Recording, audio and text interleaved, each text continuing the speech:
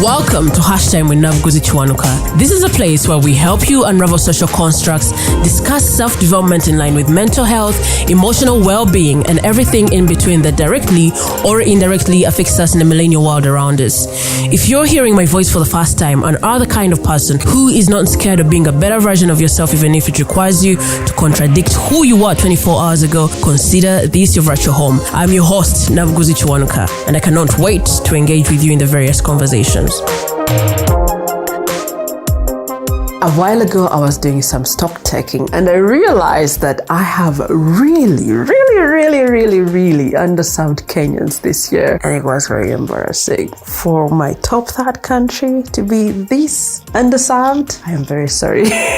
And to remedy that, I imagine that probably I will have the last 4 episodes in honor of Kenya. But life happened. But luckily, when I traveled to Zambia, I was able to interact with Elizabeth Kagimbi, and we had a great conversation. There is a lot of cackling in here, a lot of happiness and insightful information for your self-development. So join us for this great conversation. Liz Kagimbi. Hello. Welcome to Hashtag with Navguzi Chwanuka. What are the few things you feel like they are very important for us to know about you? Thank you for having me. Elizabeth, I go by Liz Kagimbi everywhere on socials. And I'm a Kenyan, but an African at heart. Mm-hmm. I love everything Uganda. I love everything apart from the men that we met. Well, people, we have it wrong. Jesus come through. I think we got it wrong when it comes to East African men, but God. Are we cancelling them now? We are not. No, they're beautiful creatures. We love them. They're our brothers. Yeah. But I think we can have better. But let's not go to the best. Are we going to have an imputation? Let's see what we have. Let's see if maybe next generation will have better. But Next generation. Because now to be a cougar. Hey, next generation. Let me tell you. By next generation, what do you mean? After Gen Z? Well, I think. Why are we having this conversation?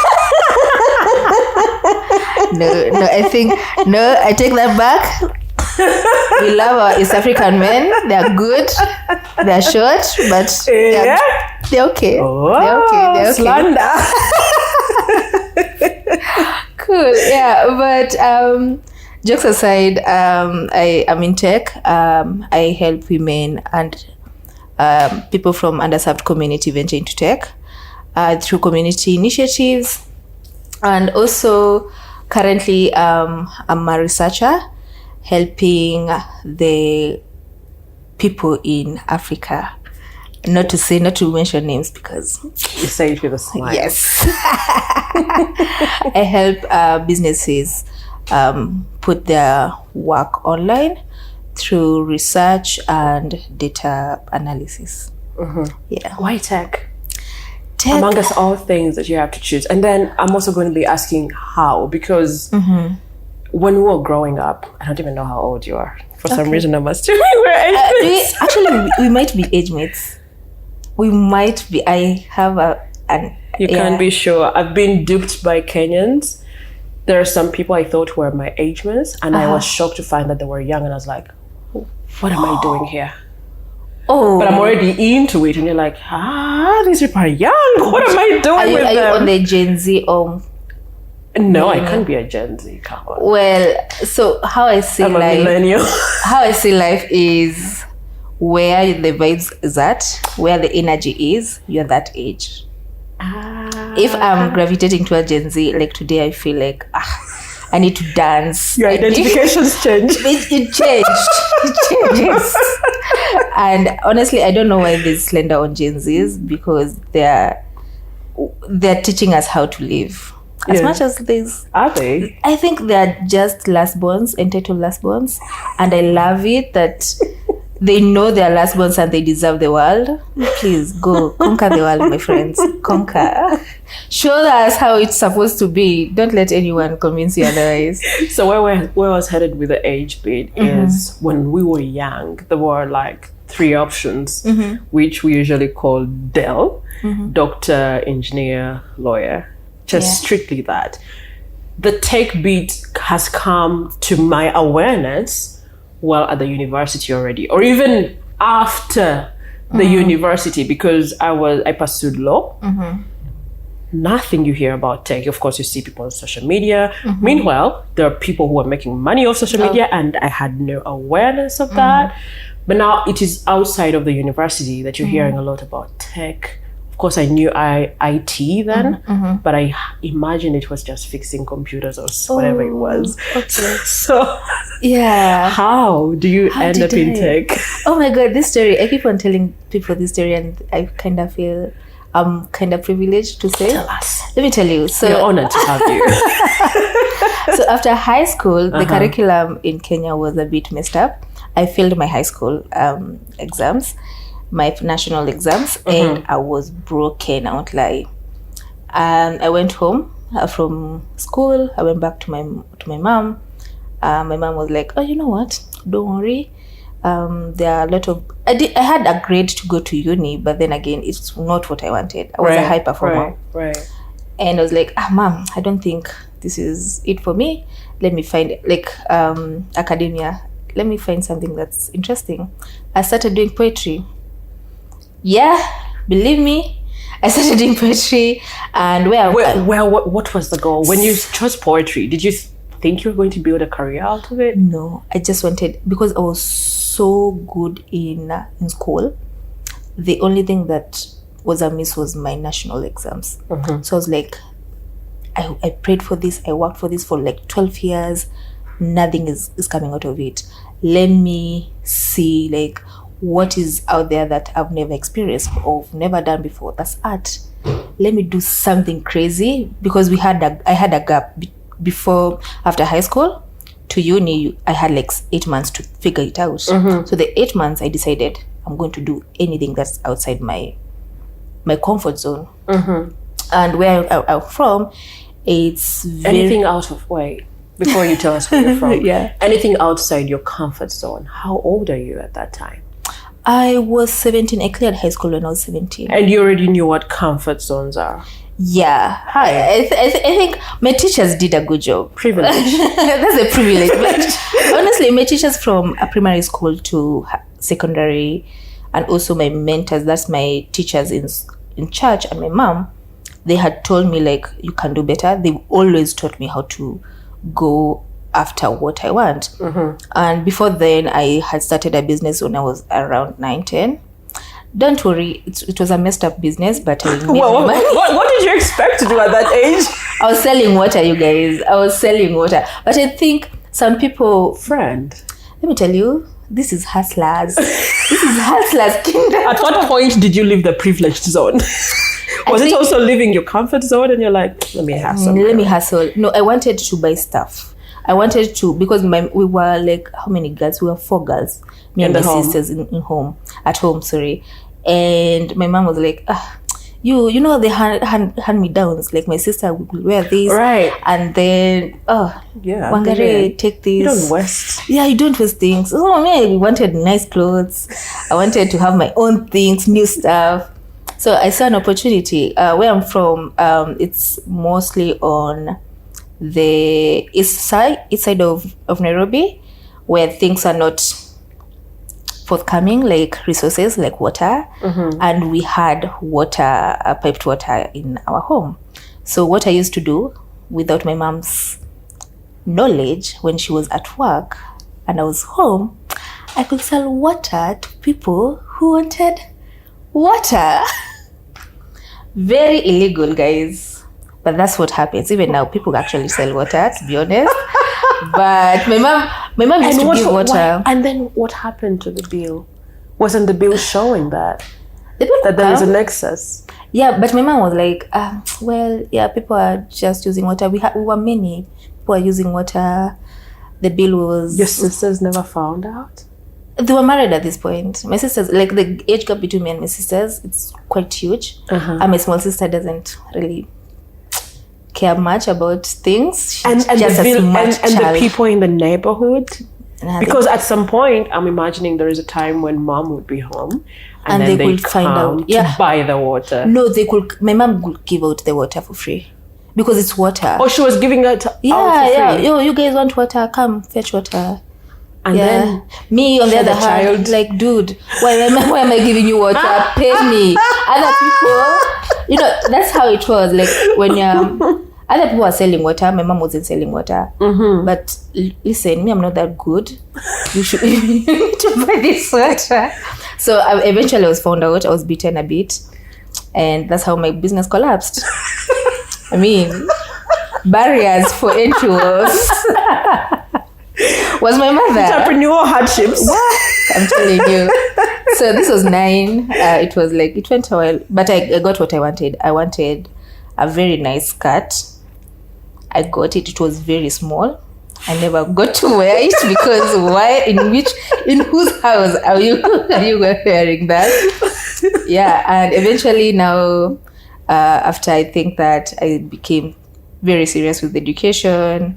Went through primary school performing well, got a very good grade in primary levels, went to a good school, and high school happened, didn't pass the way I expected, and then now comes to the gap year. The gap year where I discovered like I've put in a lot of time and effort into studies, but let me see, so I started poetry. After poetry, a friend, actually, her name is Kabi. A friend mentioned there was this school that offered arts. Like, oh, you just don't worry about it. I asked her what is it about, what kind of education they're offering. You just come and you'll get, how she said, you'll get to interact with celebrities in Kenya. Nameless actually comes to school and you can interact with them. Sauti Sol, oh my God, Sauti Sol at this point, they had launched I think it's the second album. Like, no way. Listen, sign me up. Now, at this point, I was saying yes to a lot of things because I didn't know what I was doing. And poetry, there's the National Theatre where poetry and arts drama was people were performing drama. Like, okay, let me try and see if I can do set books. I don't know, you know set books, so set books are used to examine literature. They are literature books that schools use to examine. They're part of the curriculum. So how you go around it is if you're studying a certain book, there are people who come and act upon it. Like, it's all theater. In my head, I thought, you know what? I never did drama festival. I never did drama. I never did all that. Let me try. Why not? I'm a young girl. I'm lucky. I've been lucky all through my life, apart from one time. So why not? So poetry, that's how I discovered. I didn't like the theater. I liked poetry. I started writing. It was pathetic. Who says? Elizabeth said. Again, self-sabotage. We are very harsh on ourselves. I think so. Because if I had continued, I could, being next to... You would be our celebrity, man. Next to J. Cole. Hey, your dreams are valid. Oh, my friend, I dream big.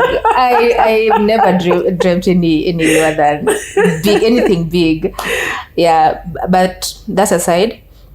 So when I signed up for this school, Nairobi School of Digital Design, I didn't have any expectations. Like, okay, so what are you guys offering? Oh, let's start with, do you know how to design a poster? No.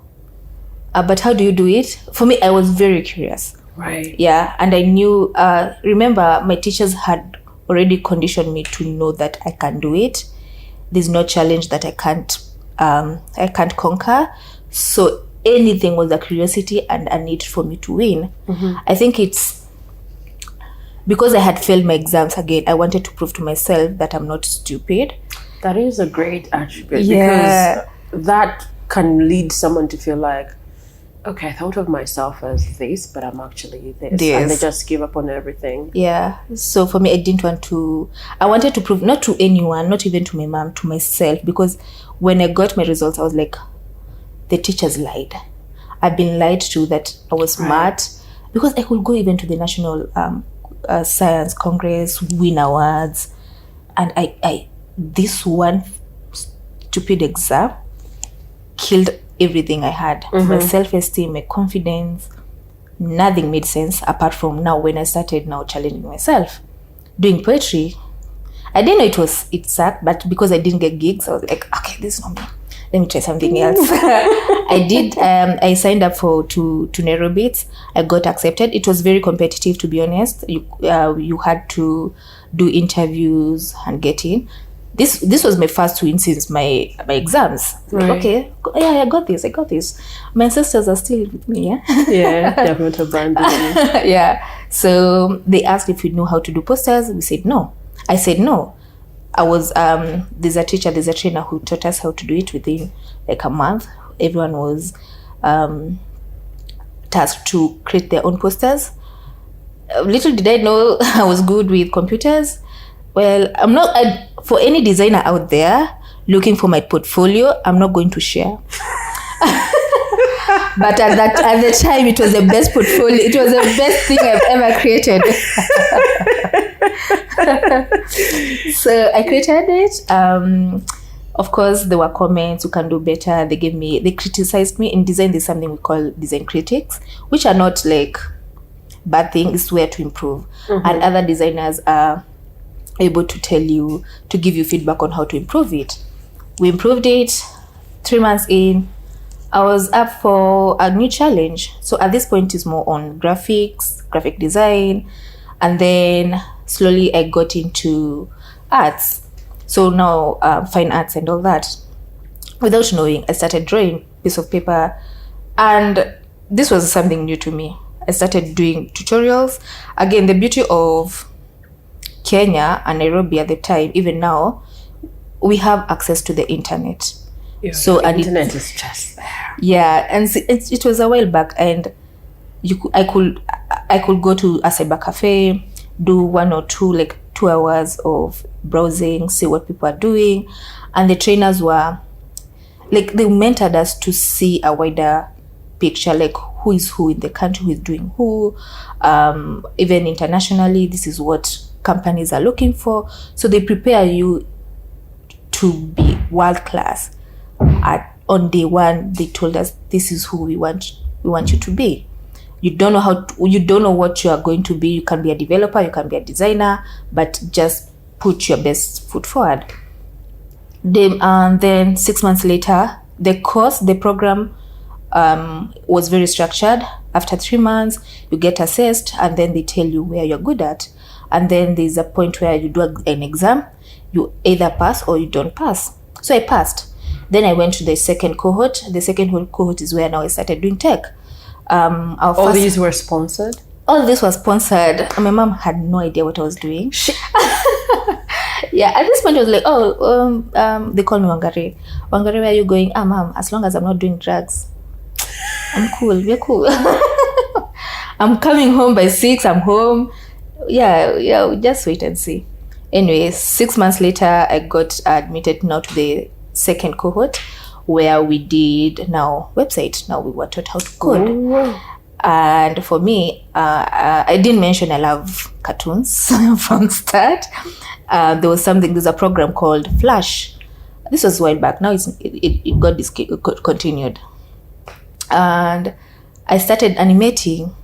So how I was taught was you could draw, then animate it, and it will move.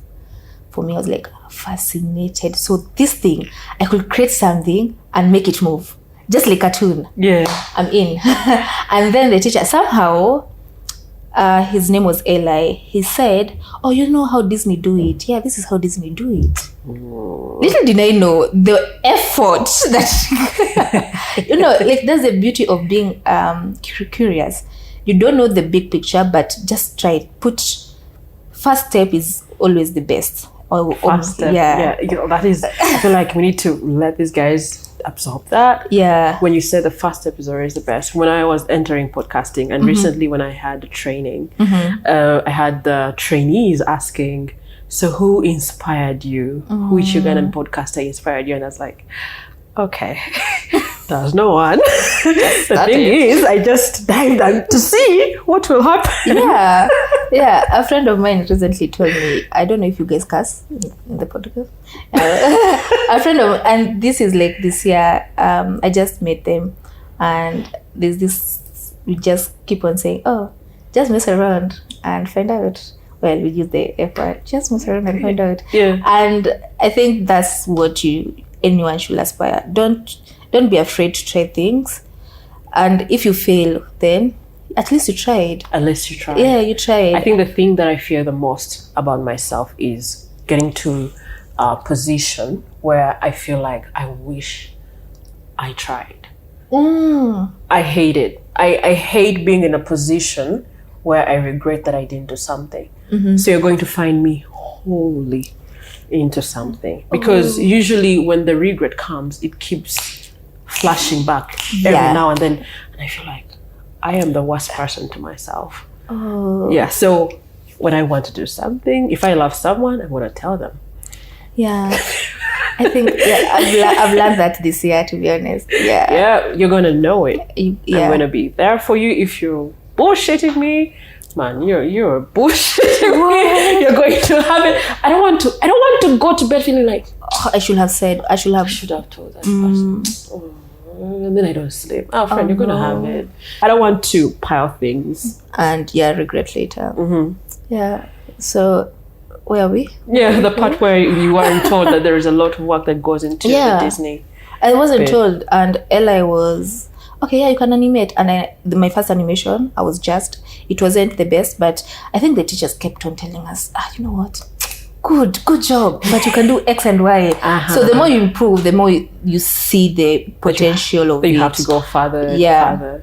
That was one. And then what used to happen is they could give you a real use case of how whatever you're building can be used in advertising by clients like Safaricom and M-Pesa. And at this point, remember, I had an entrepreneurship mind. When I was doing this, I thought, I can sell this thing to Safaricom. You have no idea. I'm going to put the best foot forward. Money bags. Yeah. Yeah, and so that was part of the reason why I started art, and I saw the potential of what good communication can do to influence behavior. Apart from animation, we did a lot of coding. I used to code. Part of the exams were design, code, and then that was now the epitome of now moving into tech. The second cohort, and then that cohort, after the second cohort, I was then selected. I passed, guys. I passed. Remember? At this point, I wanted to challenge myself, to tell myself I'm not a loser. Right. I can move. Right. I passed to the third one, which was the final one. And at this point is where now you build a portfolio, present the portfolio to potential clients that can hire you. Remember, this program was more on youth empowerment and helping youth from underserved community get into the job market. Like, remember, I had Safaricom. Safaricom at this point was the biggest brand, And again, back to my privilege. When I was presenting, someone came. When I was presenting, long story short about the course, we call it Media Lab. You create your own portfolio. You work with a team. They teach you how to be business oriented, to do your research, to actually package your work for client purpose. Of course, we had a lot of mentors, guys from the industry. In our cohort, we had guys, I know you know Equity Bank. I know Equity Bank. Yeah, so they came in, and that's how I saw how tech can influence businesses. So one of the questions I asked them was, can you use, and this is before Equitel, I remember I asked this guy, can you transfer money using Facebook? Like, can you, if I have can you transfer money using Facebook? And this idea. Why? I think How? at this point, I don't know how I thought of it and asking like, can we use Facebook as because you have an account and it's verified? Can I transfer to someone using transfer money? Can I have a wallet on Facebook and transfer money to another person with a wallet on Facebook? I didn't know that was possible. It's a while back, like 12 years ago. And currently, it's very possible. But I said, no. What did he say? He didn't. He said, you first find a niche. You first understand the market and the problem. And if you see the problem exists, that's when you push an idea. And that's now research came in. Like he triggered my curiosity of, I need to know if whatever I'm building resonates to the users. The research came in. He said it, but I locked it somewhere in my brain. So after that, luckily, after my presentation, someone saw my work and told me, you know what, there's this company that is looking for guys. Just go check it out. At this point, there's nothing I'm doing. I don't want to go home. I don't want to face my realities. The course is over. It's been like 2 years. It was also helpful for the distraction. Yeah, it was like a distraction from. You remember my failed relationship with education? Yeah. So I went. Was it an interview? I don't know. It was so many. Everyone in my class, it was 60. Everyone went to that for that. Whoa! It was a walk-in interview, and out of 60 and even more people that I can't remember the number, I was the only one who was selected for the internship. Remember my need to want to sell something to Safaricom. It happened that it was an ad agency. It happened that the team that I was supposed to work for, worked on Safaricom brand. I was an intern on the Safaricom brand. And my friend, that's how I got into employment and never looked back. Yeah, and we still the team became my family, and if they hear, I don't want to cry. So much happiness. Oh my god, I love it because I was such a baby, and they held my hand. Even now, I'm telling you, if I call one of them, hey dude, I'm stuck, or do you want to come to meet someone? Like, I will always go to them for anything. No, we are even past professionalism. Now I think we are family. We've seen each other through life, marriages, babies, and yeah, they're my family. Anyway, I got into the Safaricom brand. I worked for Safaricom, loved the brand, did a lot of campaigns that won awards. Yeah. I mean, okay, when I invited you, I didn't know what I wrote. I was. You sold yourself short in the introduction. Well, because I think for marketing, through my career and my progression into now what I do, I've seen the value of building for impact, and you just don't do it for money. As well, money is don't misquote me again. Money is good, very and sweet. But I've seen as much as I do things in the agency, in the advertising space, as a creative, you want to create something that is wow and can win awards. Because my former supervisor was very big on, of course, bringing business into the company and also creating something that is admirable, right? You can't say you're a designer or a creative and your work is meh. So there's that push of make it better, do better, focus on being a world-class designer. We won awards with the team. Safaricom became it was well known, but again, it's me. Let me just well, we worked on quite a number of campaigns. I worked on the teams that launched Lipa na M-Pesa. Yeah, let's just it was a sweet moment, a bittersweet moment, but There's a lot, but I am grateful for that opportunity. Then I moved to another agency, where now I started becoming a designer, owning my own craft, now listening to being in meetings where I could pitch, people could hear me and all that. And then I worked on a project that was an eye-opener. I worked with the visually impaired, so what people were actually going through, and people being kids. I'm very empathetic. When I see kids, I don't like seeing kids suffer. Yeah. Yeah. So we did field visit to a school in Kenya where it's school for the blind, for the visually impaired. And one of those moments where I was like, no, I've been doing it wrong. I don't want to do marketing stuff. I don't want to do only marketing. I want to, if I'm designing something, I want to design for everyone, and everyone have to see the impact at which the whatever the artwork is doing.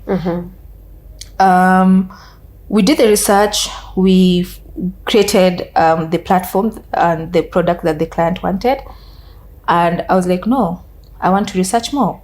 I talked to a friend and another friend of mine. Again, for me, it's people holding my hand into the next steps. It's not me, and God, of course. Yeah. And I asked them, I've seen this. There's this thing called research, user research. How can I venture into it? And they pointed me to someone. And there's this guy who's doing a workshop on Saturday. Do you want to go see what they're doing? I didn't know anything about that very week. That week, I asked her, hey, dude, she's my friend, her name is Kare. Yo, I've been seeing you doing this and this, and I'm interested. And she told me, oh, by the way, a guy called Kirui is doing X and Y. Can you just go here? Don't worry about anything. Just go hear what he has to say. And if you're interested, I can show you around. Yeah, that Saturday, again, I'm free. I went. Again, it was a design sprint. A design sprint is where you have few hours to come up with idea, and there's a process to it. You work in a team, come up with idea, and try to see if it's viable for the users. It was like 2 hours or 3, and I loved the process. I loved co-creating with people, and I eventually asked him, oh, by the way, I want to transition from advertising to research. How can I go around it? Oh, by the way, I have a company that we have an opening. Do you want to come and interview? I'm like, yeah, cool. Wow. Like, from you just being at home to you going to, did you meet the celebrities, by the way? Yes, I did. I met Sauti Sol Bien. I met at the Go Down. The school was at the Go Down South B. I met every celebrity in Kenya. I met Karun. Yeah. So there is you. They just go and find out. Yeah. And then you're stuck, and then you're just winning. And then there is this thing, and then they say, this Saturday something's happening. And then that Saturday, so how do I get into it? Oh, there is an opening, bro. I mean, I think that's why, you remember I said I was privileged. Right. Yeah, because that's not a linear path for majority of people. Exactly. It's not linear. It's not real. It's not. We are supposed to suffer. And that's why now I come in with helping other people venture into tech. Because for me, I feel like I was handheld through my career. And it's not that I didn't work hard. I did. Okay. Of course there is your contribution. Yeah, there's my work into it. But there are people who actually showed me the way into where I am now. And that's how now I help other people. I don't like seeing people suffer. I help people. Like, for example, an intern, someone comes, a junior person, they're interested in design, they reach out on my LinkedIn. Oh, Liz, I've seen what you do. Can you help me out? I was like, okay, fine. Where are you? How can I help you?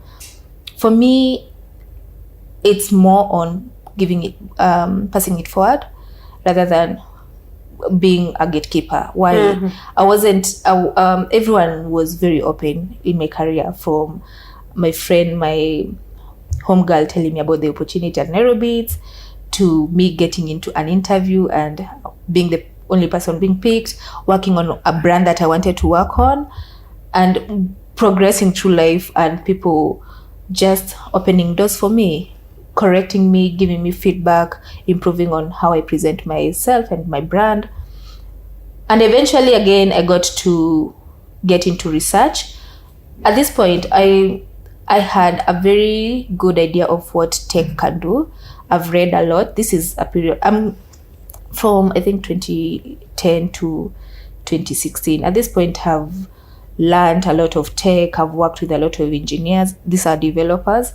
So I know the nitty-gritties. I coded at some point.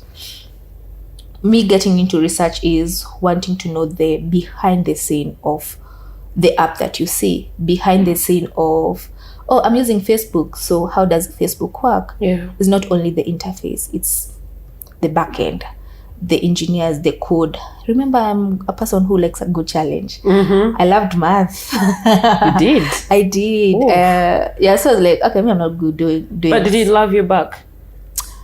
At some point, the only time it didn't love me back Was during the exam. was during the exams. I tried so hard. I loved math, but it was an unrequited relationship. Oh, For me, it just didn't work. I worked really hard. I went to do consultations with teachers, but my marks were my marks. They were like, but then I also learned that it's not, you don't just come when you want. Yeah. You have to be consistent. We have to. I wasn't with it. I was like, today I don't feel like it. Nah. We shall figure out ourselves in the exams. And indeed, the marks were for figuring Oh my themselves out. And then in the term when I really work hard, like I was that person who can get 24 and 84 in the same term. Oof. I was that kind of person. And the teachers are like, what's happening? No, the teacher had become my friend. The math teacher is like, yeah. Anab goes. Like, what's happening here?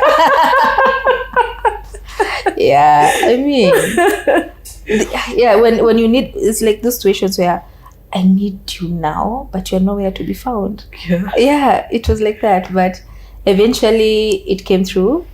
I didn't use it much because I no longer code. But I have an idea of how coding and a lot of logic when it comes to doing stuff and coming up with ideas.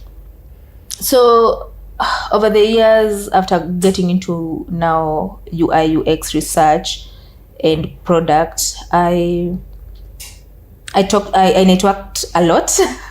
I got into product design, and now working in fintech, working with a lot of people in health, working with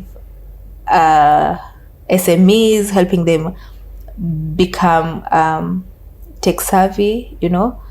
I found that I can do all that. I can make money from that, but also my passion to help other people get to where I am, it was so big that I started just telling people, oh yeah, I can mentor you, I can help you navigate through it.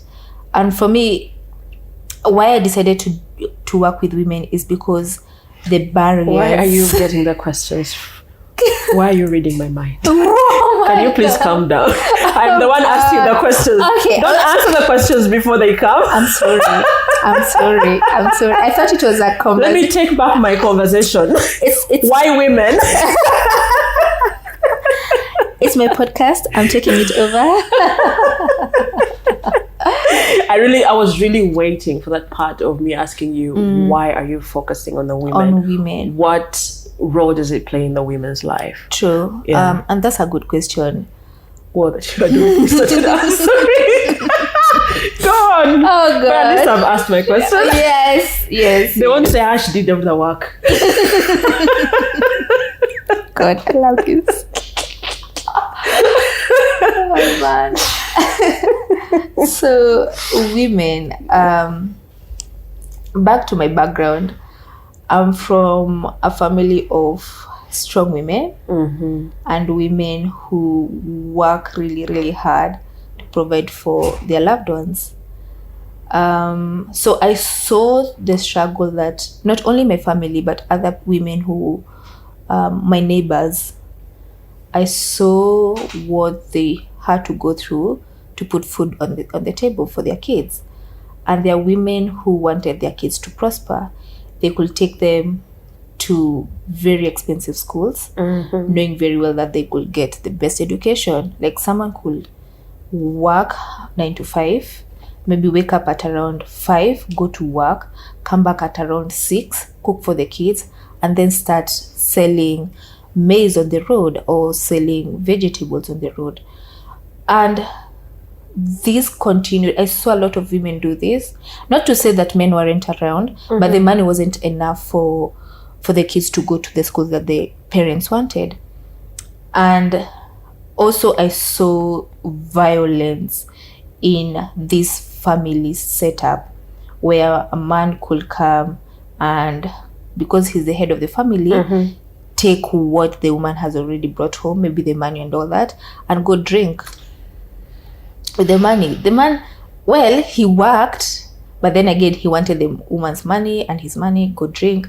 But the reason why this woman is working this hard is to give their kids the best of the education. And this now has got me thinking, what can I do? And it was from a very young age, where even when I started selling water, it was more, I don't want to go asking for money. I just want to have my own money so that I can buy stuff, right? And I knew from then I needed to save up so that I can buy stuff, right? And so my age mate, at some point when we were clearing high school, they got pregnant even before we cleared high school. And it's not because they just didn't see the need. I don't know the reason. I can't say that, oh, it's because X and Y, this is what happened, that's why they got pregnant. No. They got pregnant and their life was flipped. Yeah. They now became teenage moms. They don't have a source of income. Oh. They depended on these men that could beat them. And again, I would say, I think I was an introvert, but not if you ask my friends, I'm like, oh, this one, introvert, where? Well, I can't place you in introversion, but I think it's about a match of energies. Yeah. So you fall in the spectrum of an ambivert. I think so too. Yeah. So I could observe a lot of those. But the fact that I wanted to help them, and I was a baby, I didn't have money. And a friend of mine, a very close friend of mine, was also in such a situation. Ooh. They got pregnant because of, again, they had to get married to this person because, again, how are you raising kids alone? You don't have money. Yeah. You have to get married to this person. And then the marriage became very abusive. And I was like, okay, I wish I could help you, but I can't. But let me see what I can do. Right? So when I started working, I started saving, and I had a budget for people who I knew that needed my help. So every time I could go home, because I started living alone, I could not go home because of my work. I used to work in the other side of town. So I took a small room, and I told my mom, oh, this is where I am. So my mom told her friend because I had to live somewhere, but she kind of convinced me. I don't know how she managed to convince me. Yeah. To one of her friend had some rentals, and she used to live in that rental. So it's like, look after my daughter somehow. Exactly. Yeah. At least I know I have eyes somewhere. Yeah, she's not alone. She never told me, but she did not. No, like after like I think 3 years, that's why I came to realize, oh, they're friends. They're actually friends. Wait, you didn't know that they were even friends? No, actually, she was the one who recommended, oh, can you go to this area and look for a house? Maybe she gave me the direction, and the house was there. Little did I know these people knew each other. Anyway, that woman. Yeah, the daughter had to be. Oh, you want to live alone? You know, at this point, I was very. I'm sure she had all the juice. Yeah. Oh my god. And she never told me no. CCTV. She never said no. Wangare, you can't live alone. Oh, you want to live alone? down. Fine. I'm going to give you bed sheets.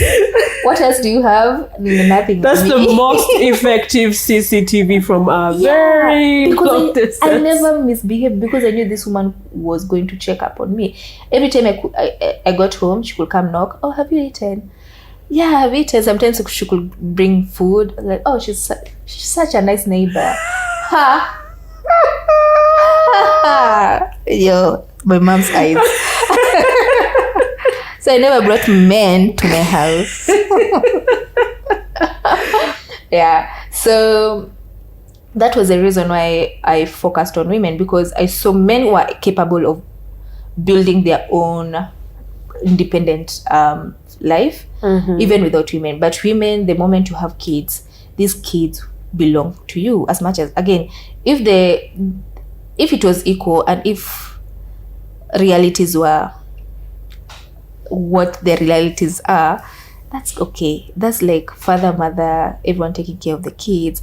But those were not the realities where I came from. And across board, you can see there's a lot of gender imbalance and women taking over the family, or women being the only providers in a family setup. And now, with that in mind, as the moment I got into employment, got my first paycheck, my mom taught me the values of saving and to be independent, because I know what saving and having table banking, because I know you in Uganda you have table banking among women. Table banking, you mean like the chamas?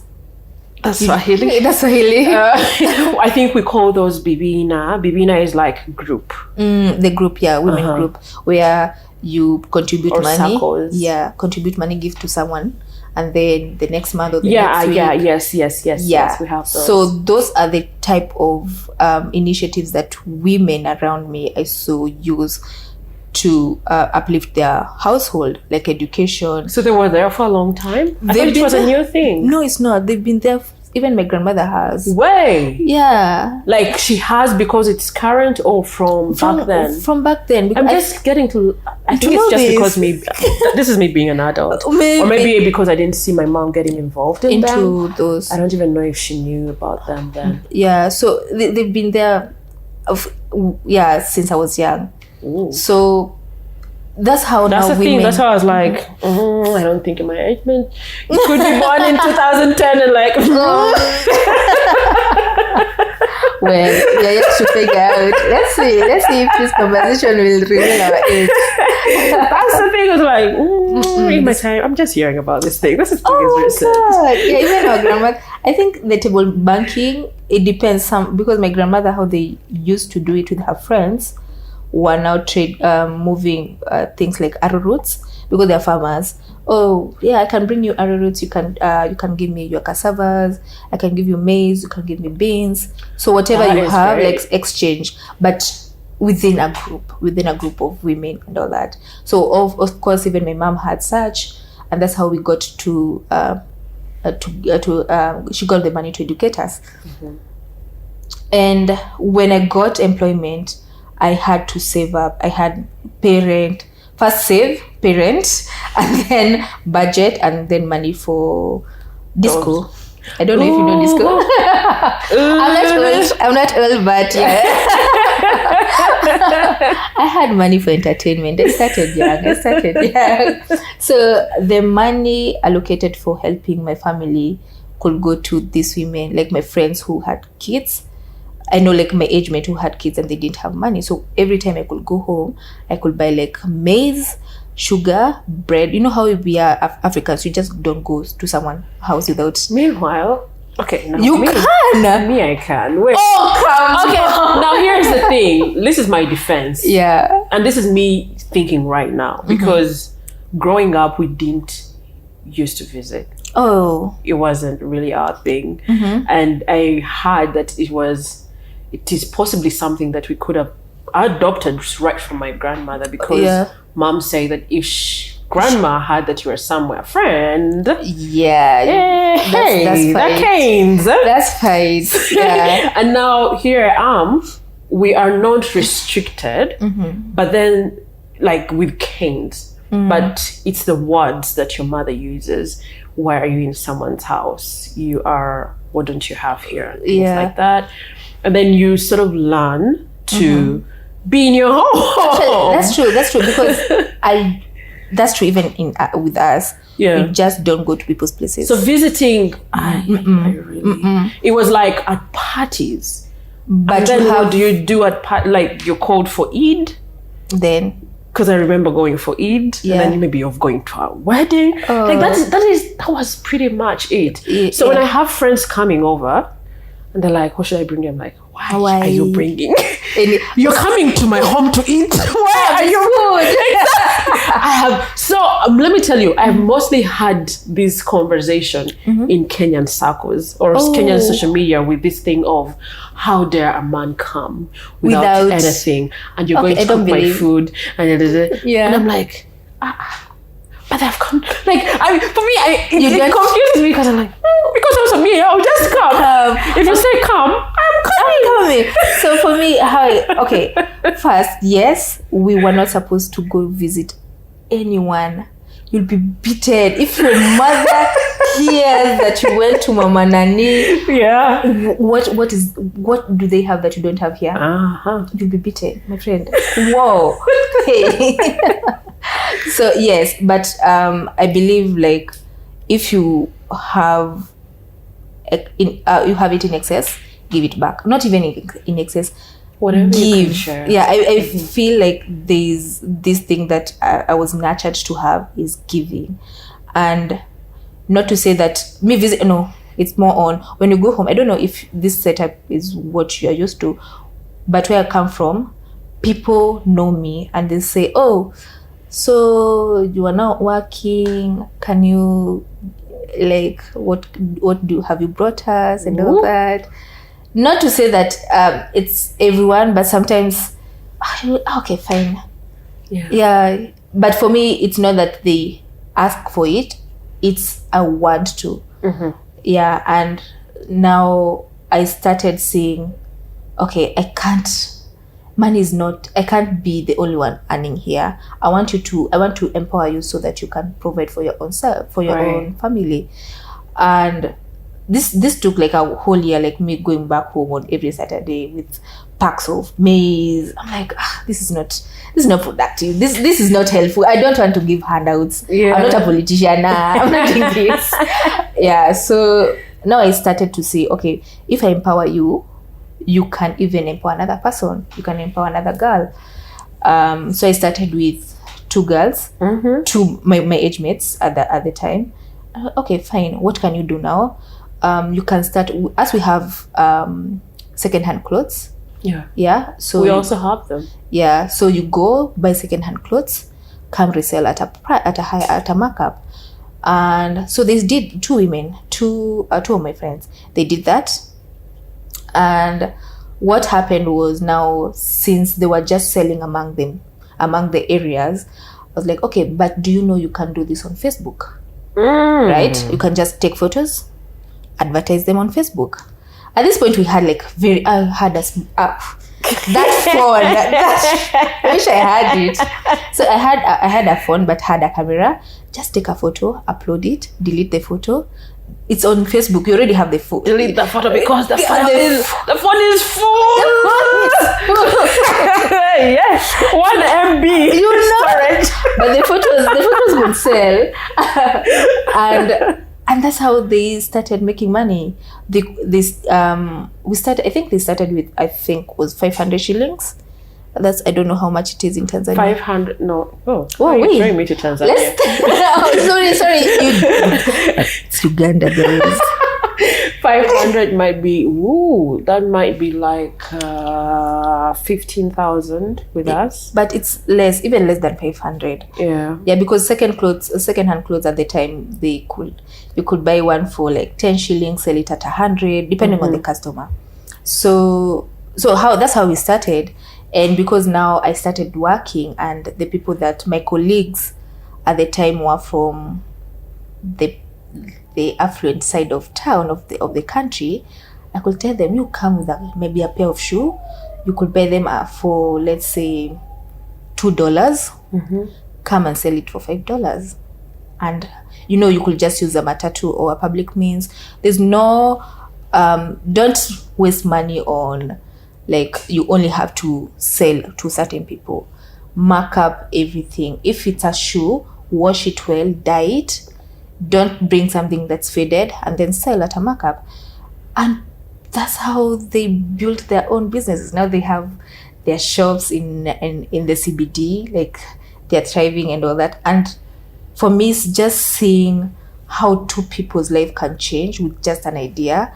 And that's like digital transformation. It was a small thing. And I won't say I was the only person who had the idea. I was like, okay, fine, we have a phone, create a Facebook account, it's free, upload. And if you sell, fine, they will send you via M-Pesa. And then again, the power of M-Pesa. Yeah. Send them via M-Pesa and you deliver the clothes.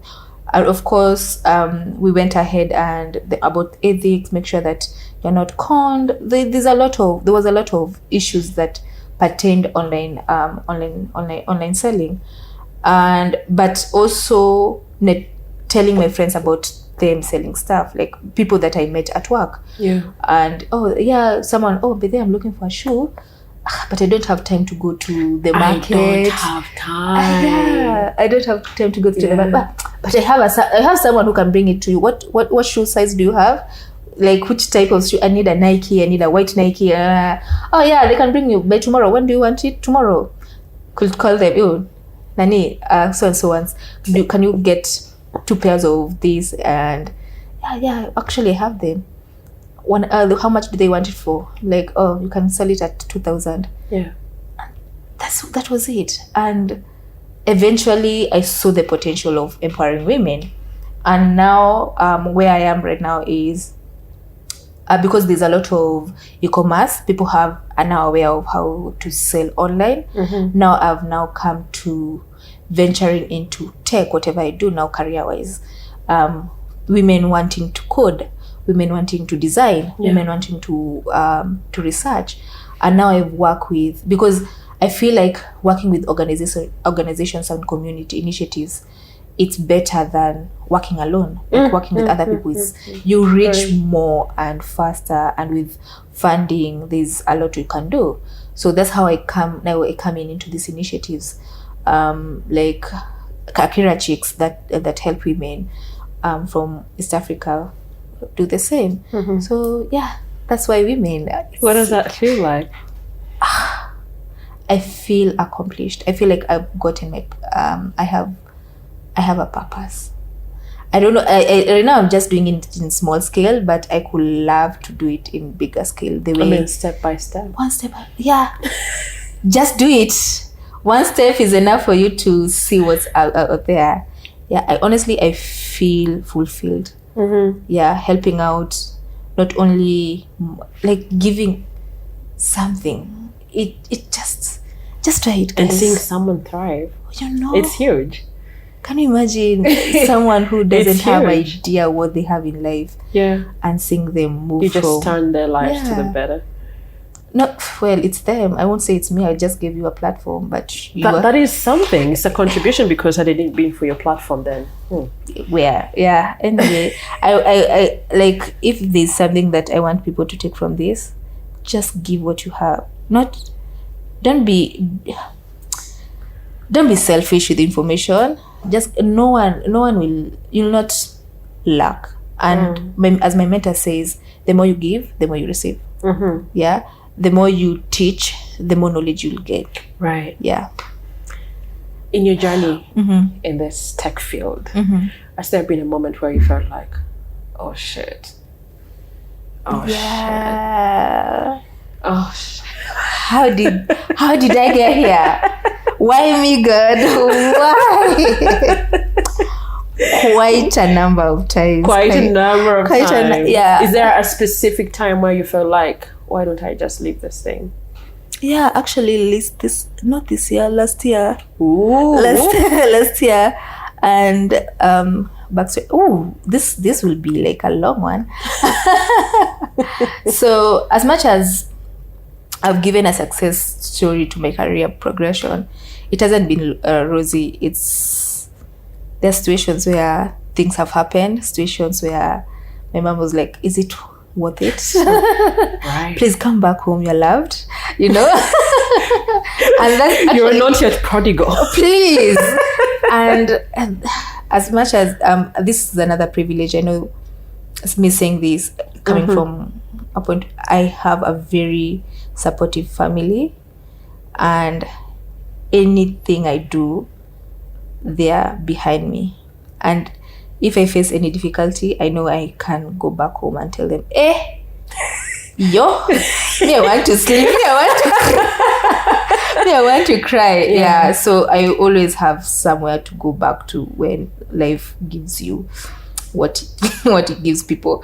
So last year this is my 1 year anniversary as a consultant. Oh yeah. Yes, actually.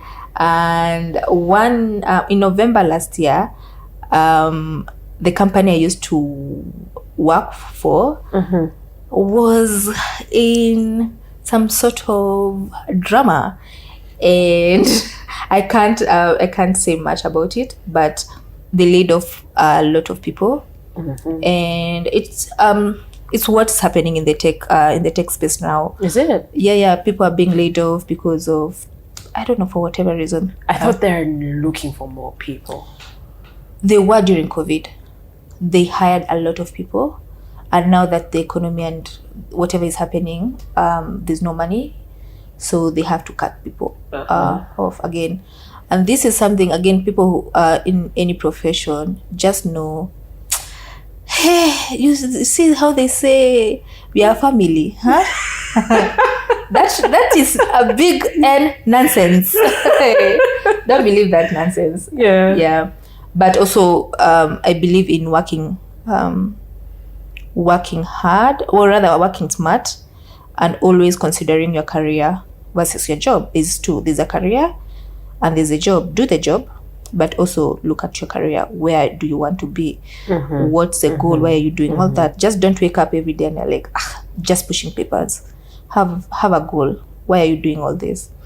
So yeah, I was laid off. I was part of the team that was laid off, the engineering team in that organization, and I found myself thinking, I've been doing this for 10 years.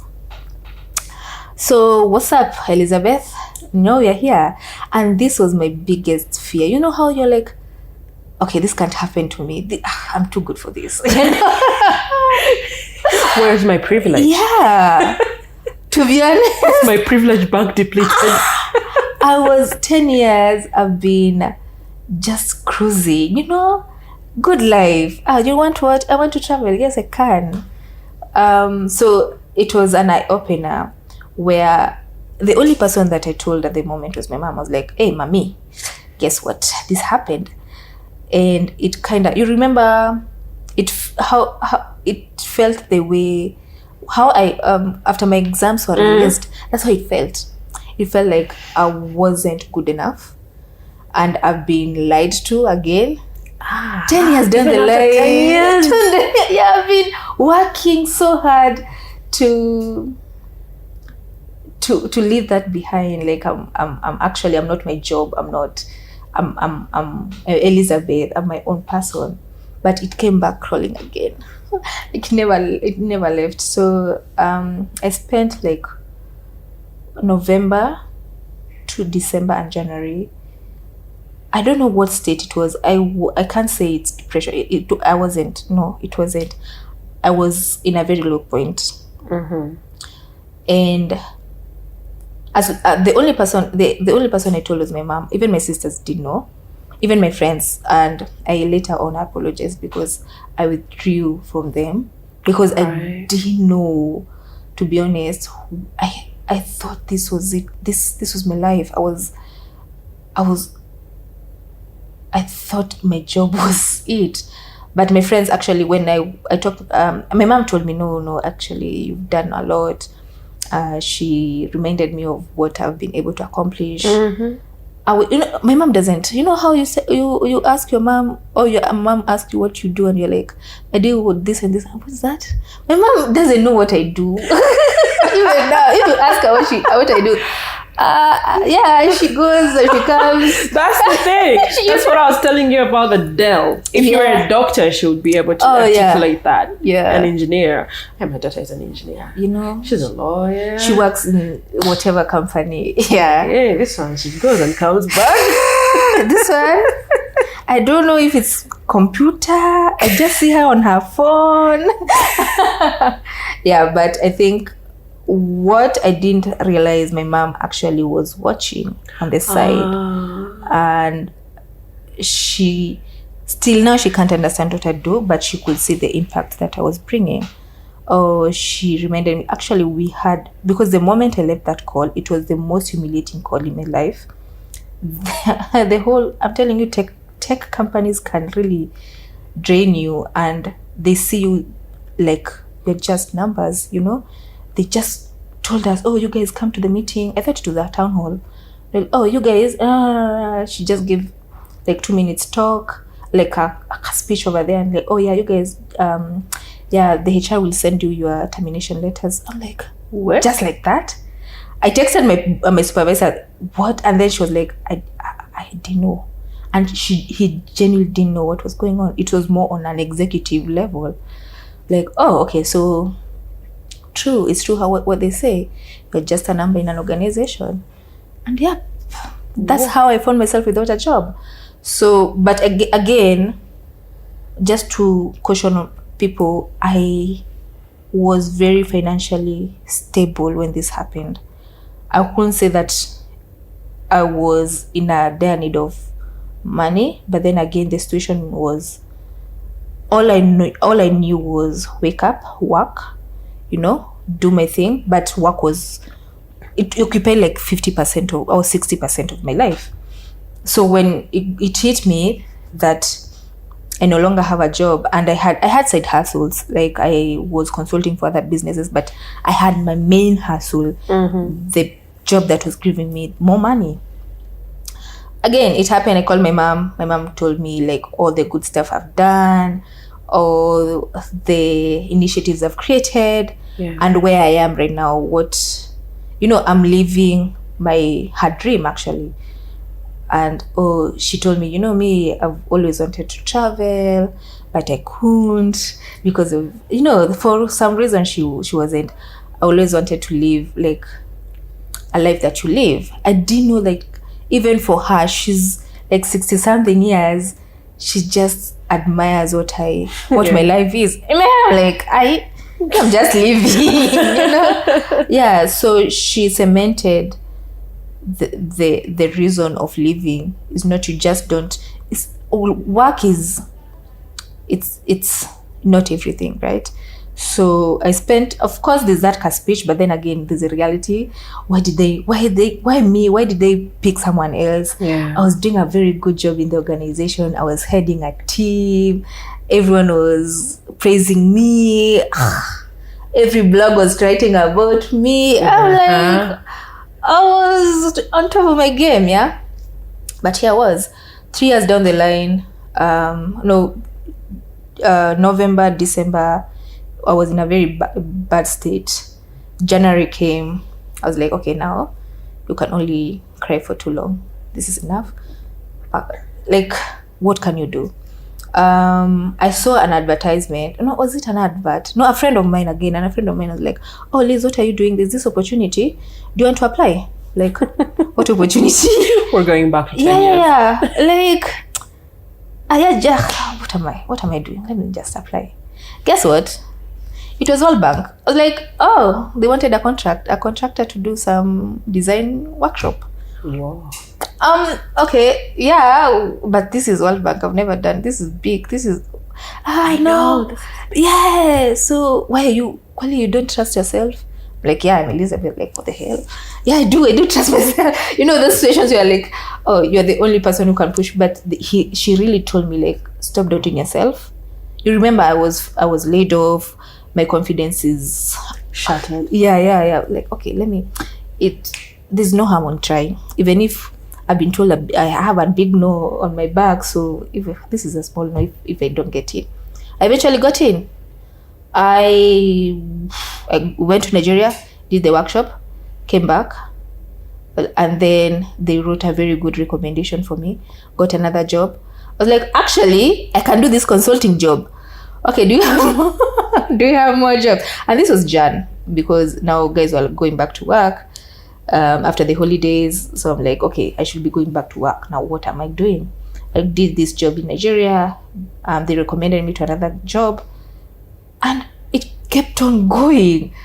And June, I was like, okay, I need to pause. It's like What's going on? What's going on? Am I in a dream? And these are clients that I never thought I could work. I never dreamt of working with these guys.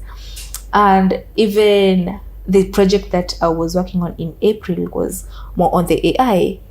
I'm like, no way. Even I can't reveal the project, but I was like, no, you guys trust me to do this. Right. I didn't tell them, but you can't. I can't tell them that I don't know how to do this shit, but and of course at this point my friends had already known what had happened, and they kept on cheering me on. We have a WhatsApp group where they, oh Liz, you know what, have the audacity, like have the white man audacity, do it. You know what they have, the much they can do is no, who cares. Yeah, you apply. Of course there are some with this year they have applied for other jobs that have not gone through. But the fact that my family, my friends, and of course my network have been very supportive, giving me the push that I needed. As much as you're your own cheerleader, sometimes you need that community of people to cheer you on. Like, yeah, apply for this big project. There's a proposal I wrote, and I was like, no, they're looking for a PhD, like people with PhDs. Yeah. Like, But again, I was in January. I worked for this company that I never thought in my wildest dream. Like, let me just do it. They reached out. Oh, Liz, yeah, actually, we liked your presentation. Tell us more. You do. You have no idea. Yeah. So, and that's why now we are here again. This year, I've been just saying yes to a lot of things. I've said to you, I'm ready for the challenge. You know, I've said yes to you today. You said your yes. I'm like, yeah, my friend. Yeah, why not? Let's do this. So what time? Now? Now? Oh, by the way, I told you. Oh, you want? Yeah, you can do it now. Why not? And I didn't know how this conversation was going to be. Yeah. But I'm really, really happy that you even asked me that question, because it's an accumulation of a lot of self-doubt, a lot of success again. Yeah. It wasn't linear. It wasn't up. No. You got to your point. Yeah. Of suffering. Yeah, please. My people, anyone who knows me, I will give you tips and tools of not to suffer, of how not to suffer. Yeah, I mean, yeah, that's the lowest. Or not the lowest, I've been to the lowest, but this is like one memorable thing that I wanted to share. Yeah. And how do you take care of your mental health? Or what is self-care to you? What does it look like? Yeah, so again, for me, I withdrew. I don't know the word they use. I was sad. I felt let down. But I had in my head I had this notion of I always have me, right? Throughout my years, even when I was young, I knew, like, if I don't get it from somewhere, I will always have me, right? Yeah. So I took my friend, her name is Carol. She actually, you know, those situations where, like, wake up, yeah, you've been crying for like 2 months now, it's enough. I just could not see myself out of it. But I had friends. When I shared, I didn't share in public, and I think this is the first time sharing in public. I didn't share in public, but the people that I shared with. I was like, oh, by the way, don't worry. Nani went through that, so and so. I don't know. Some, even the people that I shared with, had gone through the same. Oh, you know, but they were silent. They were silent, yeah. And also now, personally, I started hiking. You know how in Kenya there's this thing when you see people on the trail, on the hiking trail, Yeah, they're heartbroken, and believe me, it's true. It's true. Yeah, but I've always wanted to hike. I'm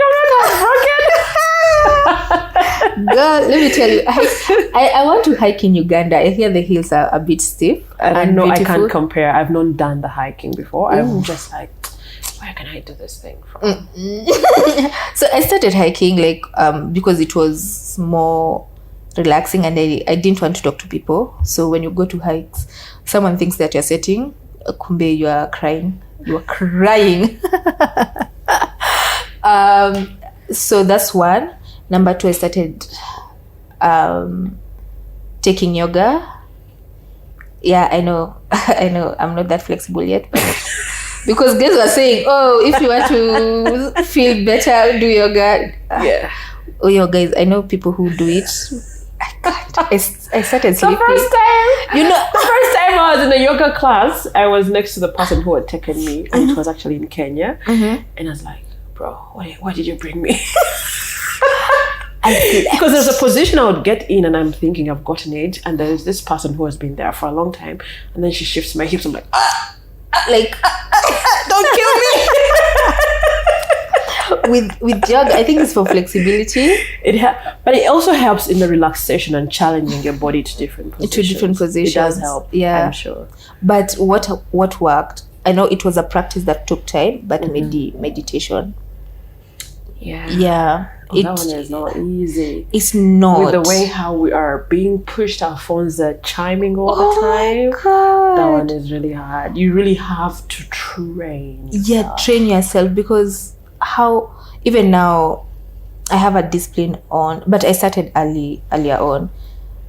I can't be on my phone for more than 2 hours. I know TikTok is very addictive.